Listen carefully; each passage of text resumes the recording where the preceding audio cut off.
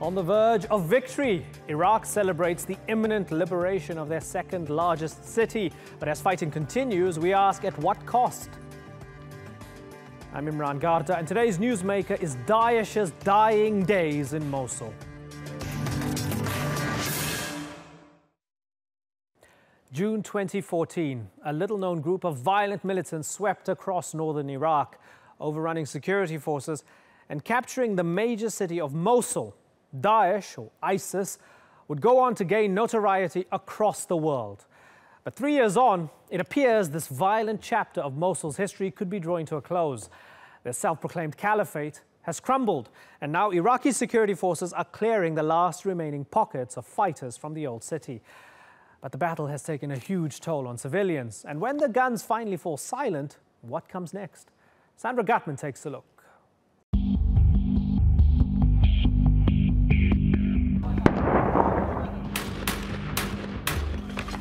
Iraqi forces are just a few streets away from what's left of Daesh in Mosul. Its stronghold has been weakened, down to nearly 200 fighters. Now they're completely surrounded. Troops of the Emergency Rapid Division advanced from the south of the old city towards the heart of the city, and they managed to reach Khalid ibn al-Walid Street deep inside the old city in relatively record time. We killed a large number of foreign Daesh fighters and freed families. Fighting is intensifying, but nearly 600 Iraqi civilians are still trapped in the old city.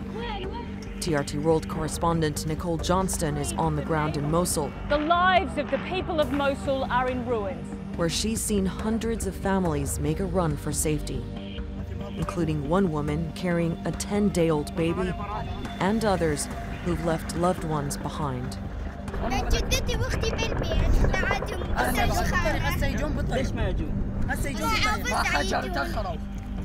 Daesh fighters are also making their escape, leaving Iraqi forces trying to discern who is the enemy and who is not. Do you believe in God? I swear to God. I swear I don't belong to Daesh. I am with the people here. I belong to the people here. The fall of Mosul could be just days away. But Iraqi Prime Minister Haider al-Abadi has already declared victory. A victory that will look like this. No water, food, or homes for people to return to.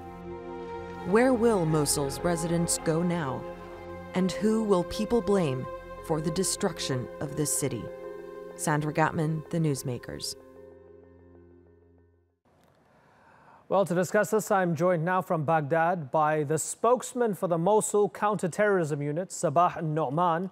In Tunis, we have former UN advisor Zaid al-Ali.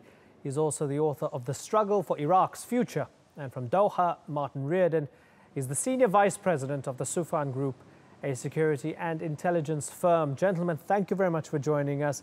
Mr. Sabah al-Nu'man, if I can begin with you, sir, is the battle for Mosul over?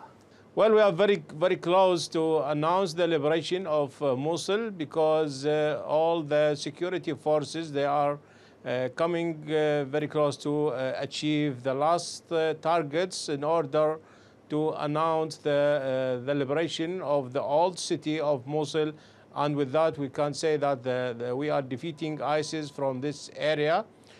We had a very, very tough battle in the past few days. The enemy, they are subgroups hiding in the trench and among the old houses. They are trying to escape from the battlefield, or most of them, they are suicides. So they are looking for a chance to explode themselves in front of the security forces. But we are very aware to this manner of fight, and this is not a new thing that we faced the ISIS and their ideology and their ways to fight. So the CTS counter-terrorism forces, they are very expert in such a fight like this, which is the street fights and among the civilians. So we achieved our goals, and I can say that we are very close, about 300 meters or less than this, to reach the side of Tiger, and with that, we can say that we finished our goals. Okay, Mr. Noman, given that there are still 300 meters to the Tigris, and that Daesh still has fighters who are still fighting, and as you mentioned, suicide bombers, car bombers, was it maybe wrong for Prime Minister Haider al-Abadi to declare victory, to say that you had won? Maybe he should have waited until you completely destroyed Daesh. Maybe he was wrong. The Prime Minister, Mr. Abadi, he asked the leaders, the field leaders, to give him the right reports and final reports that they are finished their goals. So he passed this mission to the leaders, to the commands on the field, to clear the area and to check that there is no any danger. Furthermore, there is no any suicide, no any fighters. Maybe they hide and explode themselves when we are declared this. So we want to be sure that when the Prime Minister declare and announce the liberation of Mosul, it will not be anything destroy or dismiss this announcement. Okay, Martin Reardon, is there cause for celebration, not just in terms of on the battlefield in Iraq, but in terms of the global fight against Daesh?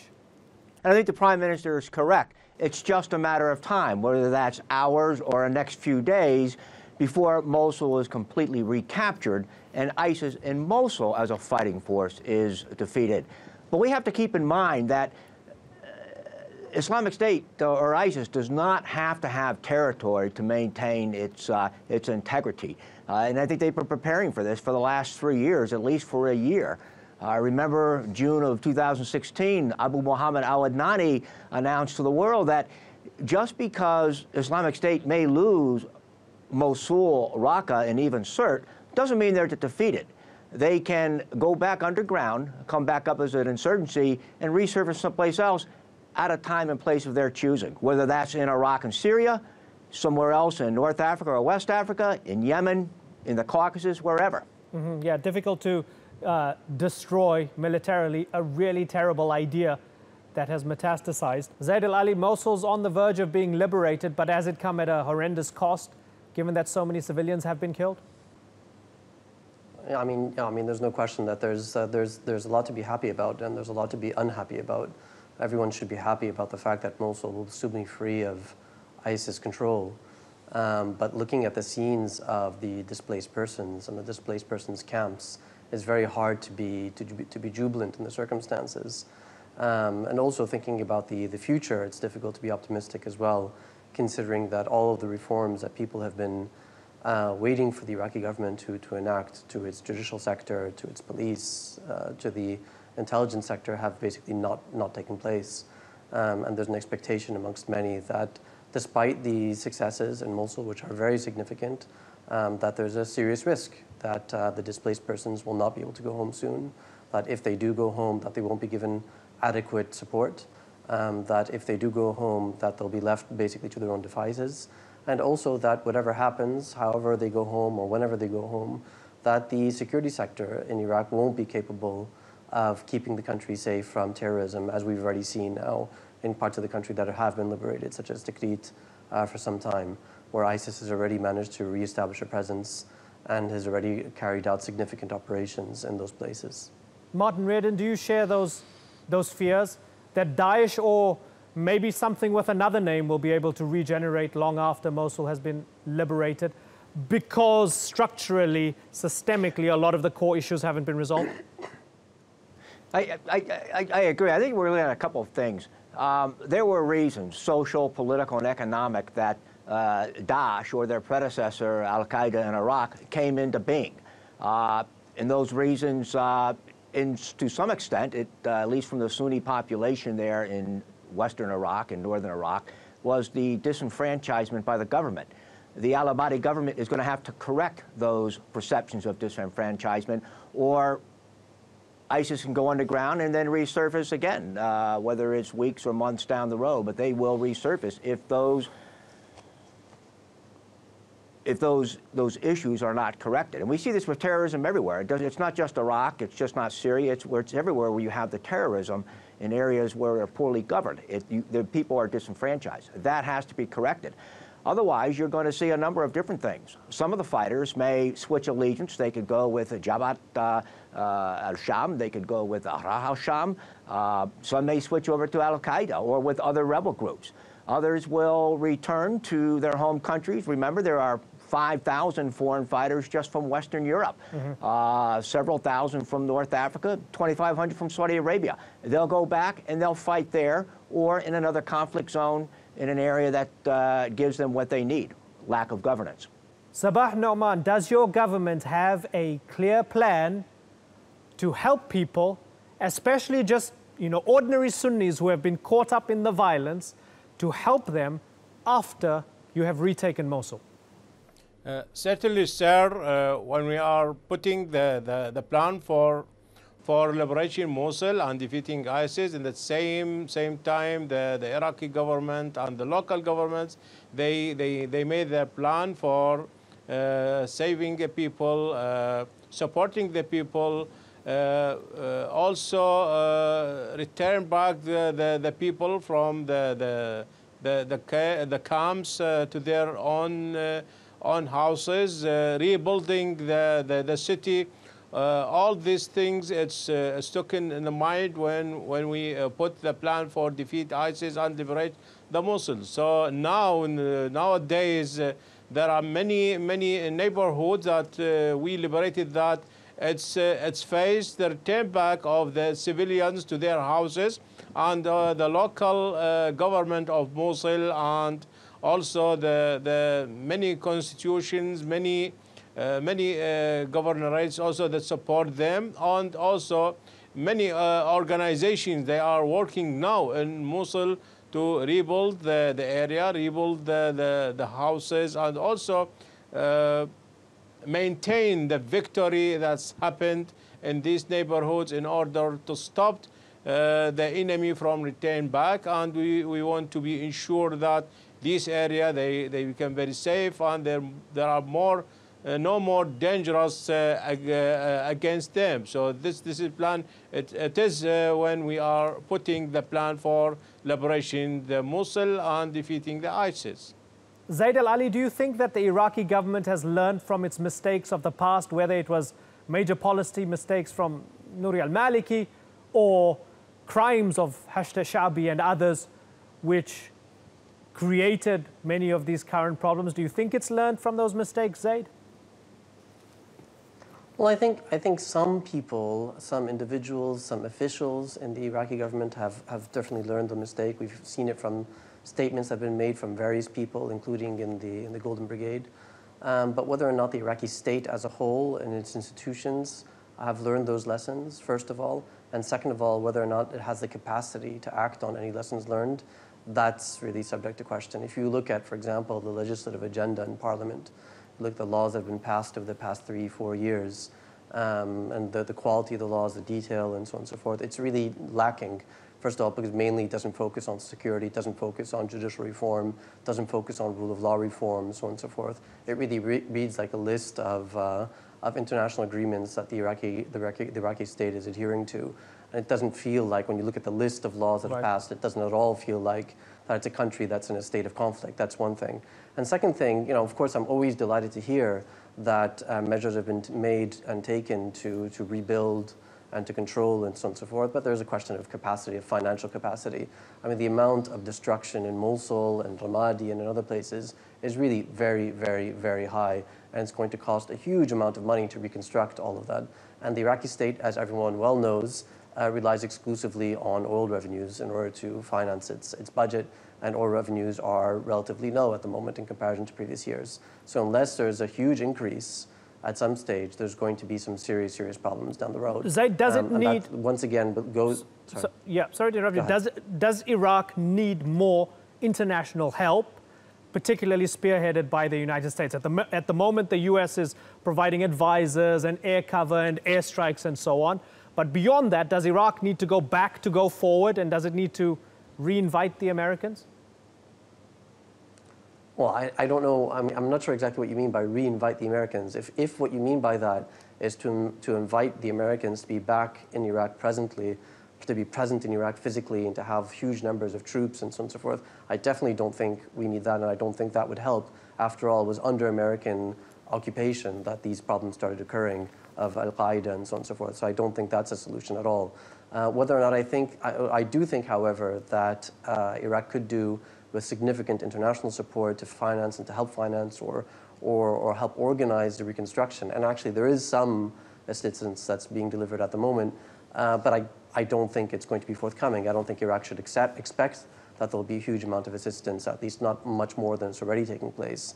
And whatever assistance is delivered, in my view, should really be conditioned on the Iraqis diversifying their economy and improving the rule of law, principally improving the rule of law. Your other guest referred to disenfranchisement of the Sunni population. I agree with that, but only to the extent that it relates to the rule of law. Right. Some people refer to disenfranchisement of the Sunni population to mean that Sunnis need better representation in government. I don't think that's a real issue for the average Sunni. What I do think they really need is to be sure that when they walk down the street, that they won't be arrested randomly and tortured for no reason. That's a real concern, and that goes to rule of law reform. And that's something that really needs to be taken seriously and sadly has not been done so far. Martin Reardon, do you fear that Daesh, in losing Mosul, which is almost an inevitability, might mythologize its loss and might actually use it as a rallying cry? Yes, they will. I mean, the occupation of Mosul, just like Raqqa, was very important. And Islamic State has said that even if they cease to control those territories, they are going to come back. The caliphate will be reestablished, but in a longer time frame. So yes, they will use that as a rallying cry, but they may resurface elsewhere in Iraq, elsewhere in Syria, or elsewhere in the Middle East, North Africa, or West Africa as well, or Pakistan as well. Sabah Noman, interesting talk and chatter about Abu Bakr al-Baghdadi in the past few weeks. The Russians had said that they might have killed him, and then others had said, no, he's alive and well. You understand this better than most of us. You're fighting Daesh on the ground. My first question to you is, do you think he's alive or dead? And my second question to you is, does it matter? We heard about that from the media, and there is some intelligence, foreign intelligence said about that. But of course, we have to check this informations. We are checking the truth of this. What we heard, our intelligence in different ways. They are looking for al-Baghdadi, checking these informations. Of course, we can't say that unless we are very sure that this is the truth, so that we have to keep the trust of the society and the world about the informations that we are give to the society. So we are looking for that. I think al-Baghdadi, he's out of Mosul. Maybe he's now in the desert between Iraq and Syria. And we are ensured to have more informations about that. We have to maybe we get useful by interrogation of the ISIS that we are capturing them, if they have any successful or good information about that. If you ask me, is it matter or does it matter that is it important that when we sure that he's died? I think Abu Bakr Baghdadi, he lost the command of his leaders and his followers since a long time, because before we starting the liberation in Mosul, we heard and we get a very trust information that there is some conflict between the leaders, especially the Iraqi and the foreign leaders of ISIS. And with that, al-Baghdadi, because he's out of Mosul, he loses the command, he loses his initiative of his followers in Mosul. So I think it doesn't matter now and further about the killing of al-Baghdadi. because he lose his command on his followers, right. and and ISIS he lose the connection between themselves. So it doesn't matter now. It's my opinion. And that's very interesting to hear from you, because you've got your ear on the ground and you're involved in Iraqi counterterrorism, fighting Daesh. That's the belief from the Iraqis. Let me ask Martin Reardon. Martin, does that square with what you know and what you're hearing, that Baghdadi is almost irrelevant now? He's less important to Daesh than maybe bin Laden was to Al-Qaeda? Well, not comparing him to bin Laden, but I think we've seen this in the last 16 years. Decapitation of terrorist leadership has very little effect, or a very short-term effect, on the capabilities of that organization. Al-Qaeda, in the last 16 years, their leadership has been decimated, both in Pakistan, in North Africa, in Yemen. And yet, lieutenants rise up to the ranks and they maintain control of those organizations. And I think we're going to see the same thing with Islamic State. Regardless of what happens in Mosul and Raqqa and elsewhere, or regardless of what happens to Abu Bakr al-Baghdadi, one of the very capable lieutenants will rise to the occasion, or maybe somebody new, and they'll take control of the organization. You may even have Islamic State merge forces with other organizations. Just before I wrap, Zaid al-Ali, give me a reason to be optimistic about Iraq.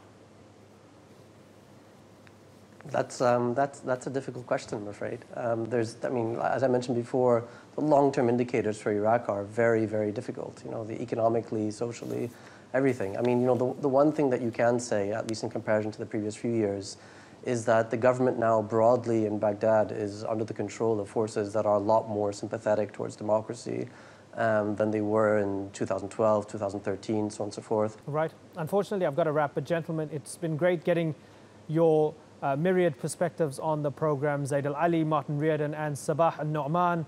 Thank you very much, gentlemen.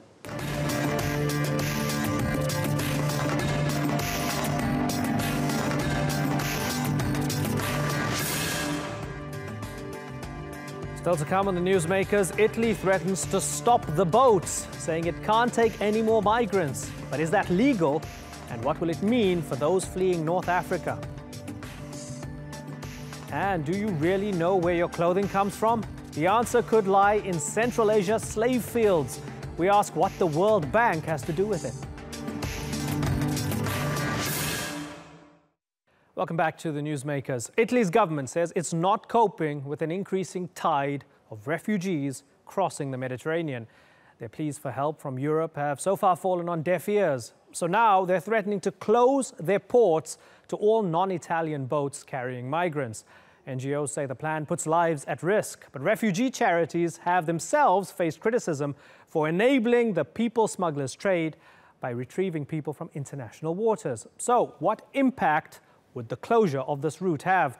And what options are left for people desperately fleeing conflict and poverty? Shoaib Hassan reports.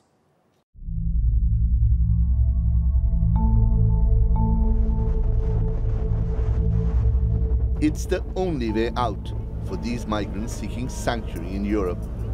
Thousands have arrived in the last week in ports across Italy. It has stretched local authorities to the limit, and that's why they want to close down the route. That's something EU officials advise against, while promising to help Rome deal with the crisis. We all have, I would say, a humanitarian obligation to save lives. This should be our priority. But in the meantime, I'm in open contact and online with the Italian government in order to see how is the situation on the ground and how can we support and help Italy. But not everybody in the EU agrees. Olyan álláspontot ki tudunk alakítani, amelyeknek vannak olyan elemei, amelyek egybeesnek. Ma is kiderült, hogy vannak ilyenek. De hogy sikerül-e egy egységes európai migrációs politikát kialakítani, afelől nekem kétségeim vannak, és nem is nagyon látom ennek az esélyét. Minden esetre Magyarország nem zárkózik el az erre irányuló tárgyalásoktól. It's such divisions and fears in the EU that have put greater burden on the countries bordering the conflict zones.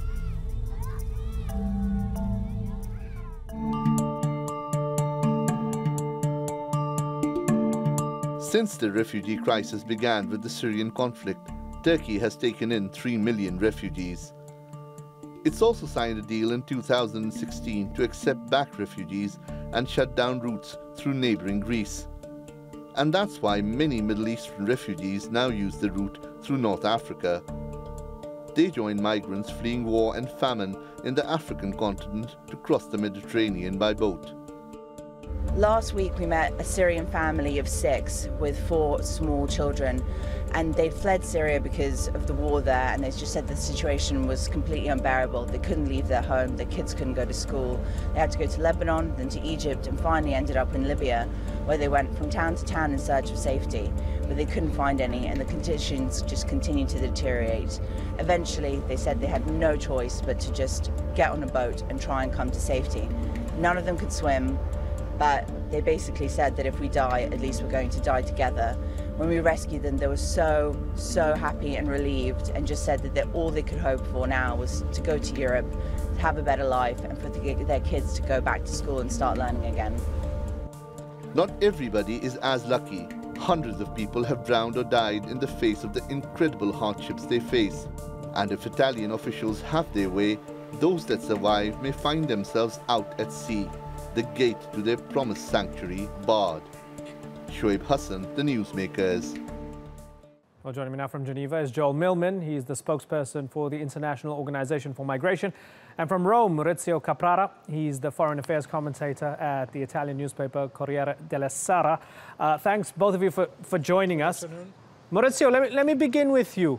The Prime Minister, Matteo Renzi, says citizens are exasperated and the refugee situation is unsustainable. Is he right? I don't think that the situation is currently unsustainable. Unsustainable is that the other countries of the European Union are not sharing in the measured way the proportion of the burden that Italy has in this moment. The increase of the presence coming from the south by the sea is 19% more than last year, which was a crowded year.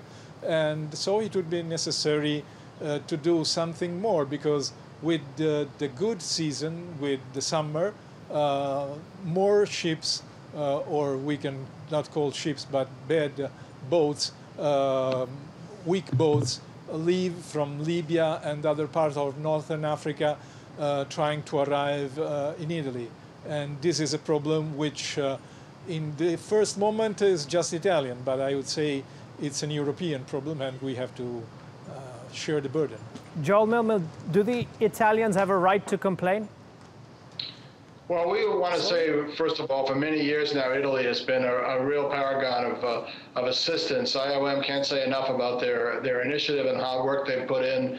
They've saved hundreds of thousands of lives, and of course we believe rescuing people at sea is their top priority. We've always said that migration should be legal, it should be safe, and it should be secure for all, and that includes the destination countries. And that means that since the destinations usually go well beyond Italy, that is something that is a pan-European responsibility. We don't think Italy has fallen short in any means at all, and we think that the rest of the world, not just Europe, is in a position to help Italy in many ways, and we would encourage that, and we're here to advise anyone who wants to work jointly on a solution of this emergency. So, Joel, let me take it a step further and ask you, do they have a right, a sovereign right, to close their ports because they just can't cope anymore?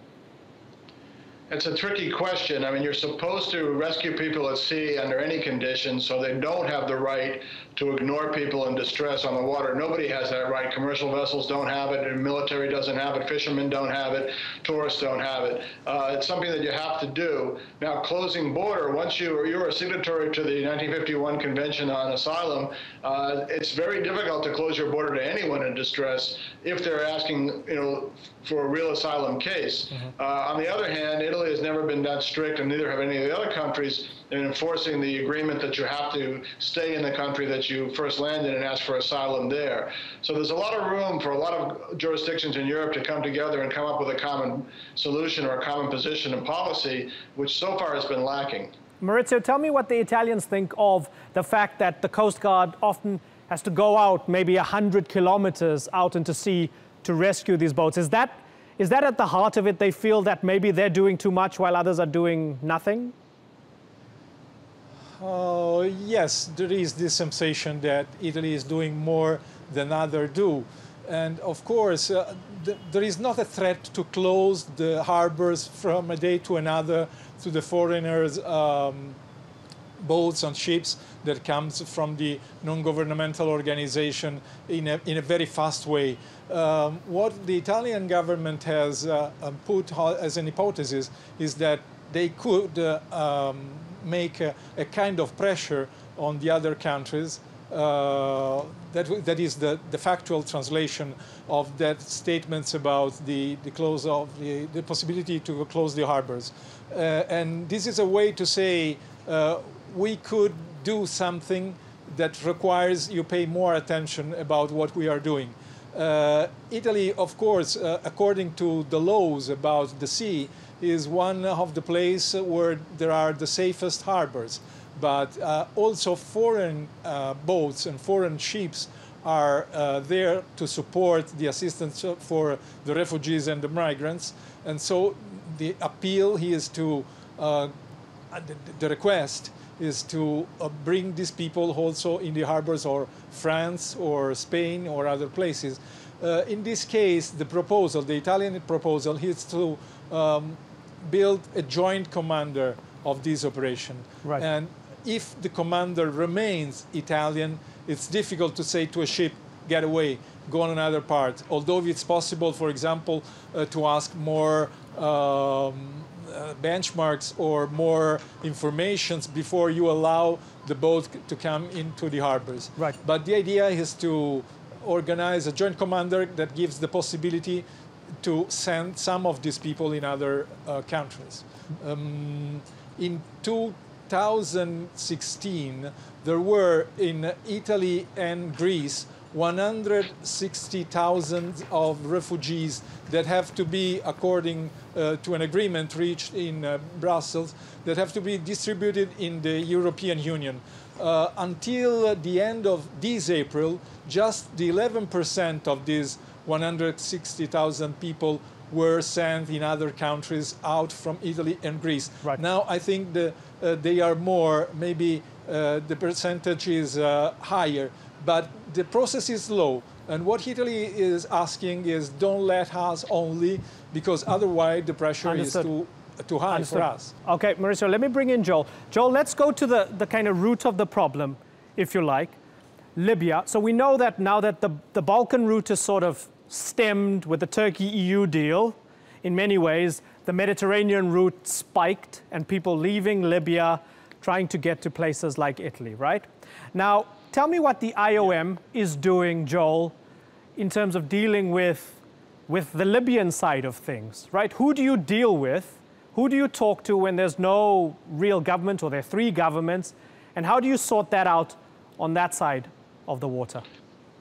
Thanks for asking that question. It's very important. We have been laboring now for 48 months to establish, and with some success, ties to entities in Libya that we can regard as authorities, if not of the whole government, and certainly of ministries and of agencies that are dealing with this migration emergency. You know, 2 years ago, we started our first evacuation flights of people who were in detention in Libya and who chose to go home. We helped them out by the thousands. We're now looking at this year, we'll probably get to 10,000 quite easily. When this began 2 years ago, I remember I was in Tunisia working on the process. There was we were waiting all day for a busload of Senegalese to come up to the border that we could take them home. What took them so long was the one Libyan official that we had established contact with who could authorize the release of these Senegalese from detention was killed that very morning. This was the way Libya was. This was the chaotic situation that IOM and other agencies faced. So over the last 2 years, we've established pretty much a regular system now where we can get into detention centers, we can begin interviewing people, we can secure new travel documents with the assistance of the diplomats from their homelands, and we can get them on planes that now fly directly into Tripoli and are ready to evacuate people, literally, as I say, by the thousands. So when you say, what are we doing, or what is the world doing, we are getting into Libya, we're learning more about Libya, we're making contacts that are consistent and enduring, and we're working with the beneficiaries themselves, you know, the actual migrants, men, women, and children, who expressed their clear desire to get out of the situation, not to go to Europe, not to risk their life on the Mediterranean, and get them back to their families, which we're doing actually from the moment they get on a plane to when they arrive is really just a matter of a couple of hours. So we're very pleased with that progress. We know it's been slow. We know the world's waiting, and they're anxious for bigger news or more of a solution. But this certainly is a start, and we're glad to be part of it. Maurizio, when the Italians say that the aid groups might be a part of the problem because they're encouraging people to leave, they're encouraging the smugglers, are they being a bit unfair given that it's so difficult to operate in a place like Libya, and the aid workers and the NGOs themselves might come under attack, might be kidnapped, might be killed?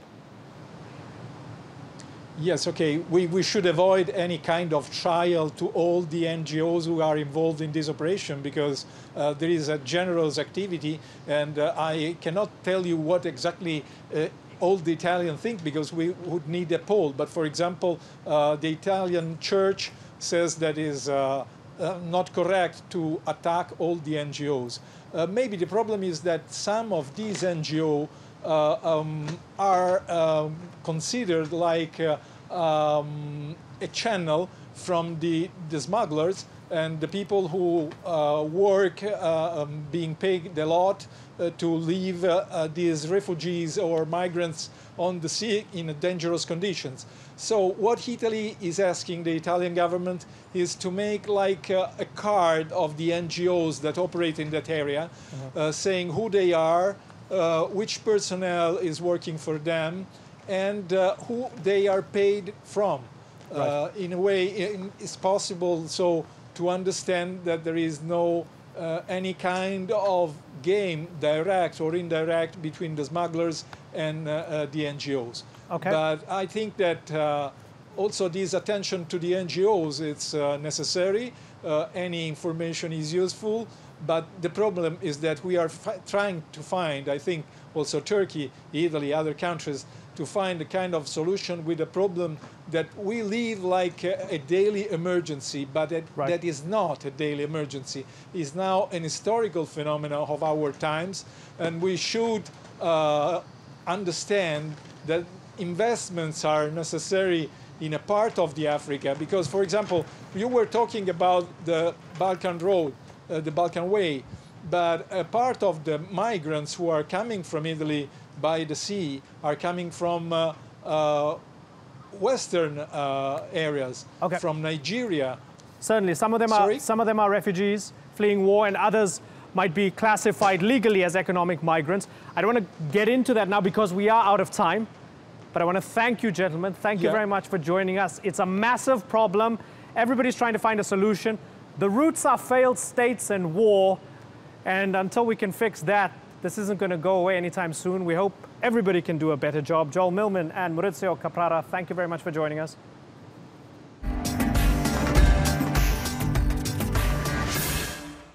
The Affordable Care Act, or Obamacare, is designed to provide health care to all Americans. It forces insurance companies to cover patients with pre-existing conditions and use 80% of their revenue on actual care. The law also expanded Medicaid, a government program that insures millions of people, including children, the elderly, and the poor. To keep costs down, all Americans, even healthy ones, are forced to seek insurance or pay a fine. But Republicans have long argued the system is too costly for the U.S. government and for individual Americans who've seen their premiums rise. Under President Donald Trump, Republicans have vowed to repeal and replace Obamacare. Critics argue the program impedes individual freedoms to choose how or whether to be insured. But the Republican plans before the House and Senate have come under fire. The Congressional Budget Office estimates that cuts to Medicaid could mean 22 million Americans lose health care coverage in the next 10 years. Democrats say the savings are going towards new tax cuts for the rich. But even under heavy scrutiny, some Republicans still say the new bills don't go far enough and that too much of Obamacare has been left untouched.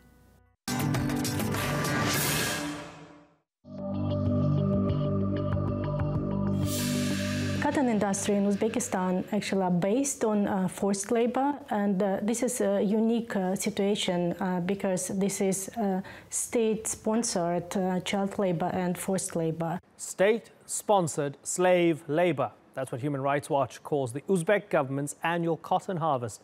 Uzbekistan is one of the world's largest exporters of cotton, and partly what keeps production so high is the steady supply of people plucked from their regular jobs and sent into the fields to pick cotton. A report by the aid group says an estimated 1 million people, made up of teachers, doctors and other civil servants, are called up to harvest cotton against their will. If they refuse, they can face penalties and punishment. And Human Rights Watch says the World Bank bears some responsibility. That's the institution that provides loans to fight poverty. But they've allegedly given $500 million to Uzbek agricultural projects linked to forced labor. Well, we asked the World Bank to come on the show to defend themselves. They declined, but they did give us this statement. They said the World Bank does not condone forced labor in any form and takes seriously reports of incidents in the cotton sector in Uzbekistan. We have been working with the International Labour Organization to put in place a robust monitoring program. Similar to 2015, in its post-2016 cotton harvest monitoring report, the ILO stated no incidences of child and forced labor were identified with regard to World Bank-supported agriculture, water and education projects. Well, the Uzbek government also didn't put anyone forward to appear on the program. But to unpack these issues, we're joined now from Berlin by the director of the Europe and Central Asia Division at Human Rights Watch, Hugh Williamson. Hugh, good to talk to you. You heard the response from the ILO. You heard the response from the World Bank. Does any of that make sense to you, and do you accept their explanations? First of all, thanks so much for having me on the program. I appreciate it. It makes some sense because it's the perspective from the World Bank and the ILO we've had before. We should go back a step and remind us that in 2014, the ILO committed to underline their view, quite right view, that forced labor in the cotton sector is unacceptable in Uzbekistan. And they said that if there was evidence presented that there was indeed forced labor, then they would suspend their loans, as you say, $500 million of loans in the last few years to agriculture projects. We feel in our research report, which we did with the Uzbek German Forum, another NGO, we've provided that concrete evidence. And we think now that the World Bank should suspend those loans and enter into negotiation with the Uzbek government until forced labor is eradicated, at the very least, in the projects that they are supporting in terms of agricultural investments. Yeah. If we look at the ILO aspect, that's the slightly more complicated aspect, because as the ILO, as the World Bank said, the World Bank has commissioned the ILO to do monitoring, to investigate whether there's forced labor in the cotton production in Uzbekistan. The problem is, because of the very nature of the authoritarian government and authoritarian situation in Uzbekistan, the ILO is not in a position to do independent monitoring. Right. They have to work with Uzbek government officials.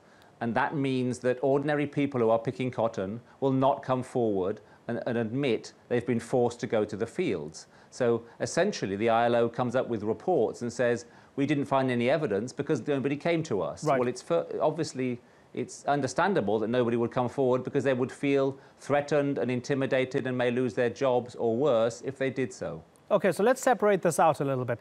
Let's say, granted, there might be forced labor, at least on a sort of minimum level. There must be some forced labor, some child labor going on in Uzbekistan. But is it possible to categorically prove that World Bank-funded projects have forced labor within them? Categorically prove is obviously a tough bar, a high bar to reach, but we feel we've done the most detailed research in recent years at least, because we're working with an organization which has a network of independent researchers, monitors on the ground who are in touch with ordinary people, and they've sent in hundreds and hundreds of reports from the cotton fields in every harvest in the last several years, and we've compiled that information. And people are willing to talk to these monitors because they're not associated with the government.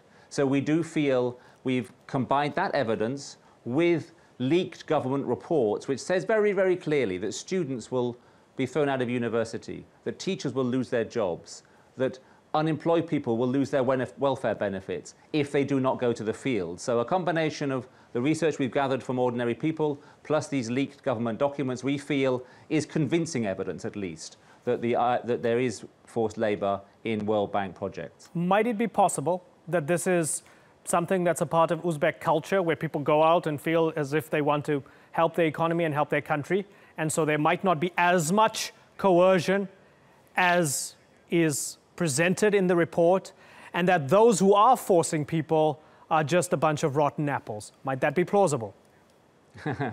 That's an interesting, the rotten apples aspect is an interesting one. I mean, the Uzbek government presents this as part of their culture, part of a long tradition of helping the agricultural sector at a particular time of the year. We're not denying that there's a sort of cultural element to it, and some people do voluntarily go to the fields. We should emphasize that. But there's clear evidence that a large number of people, 1 million people we estimate, are forced to do so. They would rather not do so, and they would face financial or other implications if they did not go to the fields. The point about the rotten apples is that this is a system-oriented, a government-organized forced labor scheme, and it's controlled from the top. The current Prime Minister, Mirziyoyev, President Mirziyoyev, used to be Prime Minister, and he used to control the whole cotton harvest system. And we have transcripts of meetings he had before he became president last year that he instructed local government officials to go and recruit people and force them to go to the field. So I think that the rotten apple argument is a flawed one. Do you think the World Bank is in denial? I think it is. The World Bank is very keen to engage in Uzbekistan. It's a large economy, the largest country in Central Asia by population. It wants to remain in the country. Its line of business is to give investments and to engage with countries like this. But the World Bank should recognize its own guidelines, say that it should not support forced labor. It should also, by the way, listen to business. There are over 270 very prominent companies which have boycotted Uzbek cotton in their products. Companies like Nike, H&M and Gap all say we don't want to use Uzbek cotton. So they should listen to that community, as well as human rights organizations like ourselves and others, in coming to a clear decision, suspend the loans, but work with the Uzbek government to eradicate the problem. Right. And very finally, politically, Prime Minister Mirziyoyev is supposed to be a reformer, at least in comparison to his predecessor. If you had direct access to him, or you could directly speak to him, what would you advise him to do? I would certainly encourage him to go to add meat to the rhetoric he's already come out with. He's argued for more transparency, for better governance in the country. He's allowed some prisoners to finish their prison terms on time rather than extend their sentences. He's allowed the UN back into the country in terms of their human rights commissioner. He should take concrete action, allow other political prisoners to go free, and symbolically ending forced labor would be such a significant move for the country because it has such a wide resonance around the world. Many people know that forced labor is a big problem in Uzbekistan. So we could really turn the page, if we wanted to, by eradicating forced labor and creating an economic scheme where they would be paying unemployed or underemployed people to go to the fields instead and pick the cotton. Hugh Williamson, good to talk to you. Thanks so much for your time.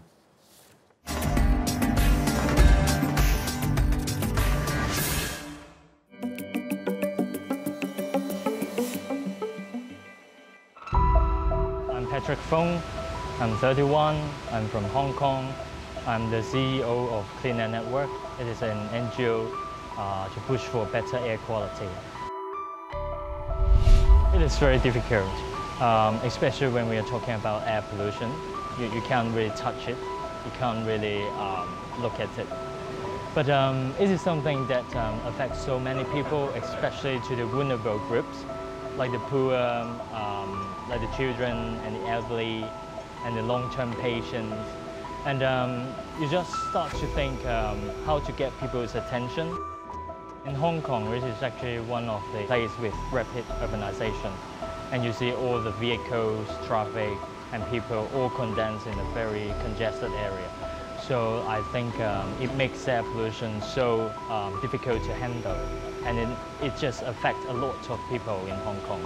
Actually, compared to 5 years ago, we have 30% of key pollutants drop. So it is a good signal that policy change does help. And it is to counter some of the people who thought that it all comes from mainland China, nothing you can do at the local. We have a Hadley Environmental Index that says we have over 1,500 premature deaths contribute to air pollution alone. So these are the deaths that are avoidable. My quest is to look for ways to change something which is not doing good now. And advertising is a way to change people's mind. And doing an NGO is actually involve a lot of just more than messaging, but it involves how to state the problem, how to build an alliance to solve the problem, and then ultimately lobby in a way to make that happen. So I think it is closer to what I want to do at the bottom of my heart. And air pollution is such a big problem that nobody could really solve it. So I think it's challenging. So I think it's worth my time and effort to do it in the relatively early start of my career. We want to have Hong Kong's air quality that is up to World Health Organization's stringent standard, which is far away from now. I think in Hong Kong it is difficult to raise people's concern. You know, there are lots of different issues in Hong Kong, say say housing, say stagnation of wages, say the political situation of Hong Kong, and environment or public health issue is never getting in really top agenda of normal people. I think we are going in that direction now. We start to think more about our future, our kids, and how we live a legacy for the future generations to come. So I think we're going to a really good direction. That's all for this edition of the Newsmakers with me, Imran Garda. Thank you for watching. Bye-bye.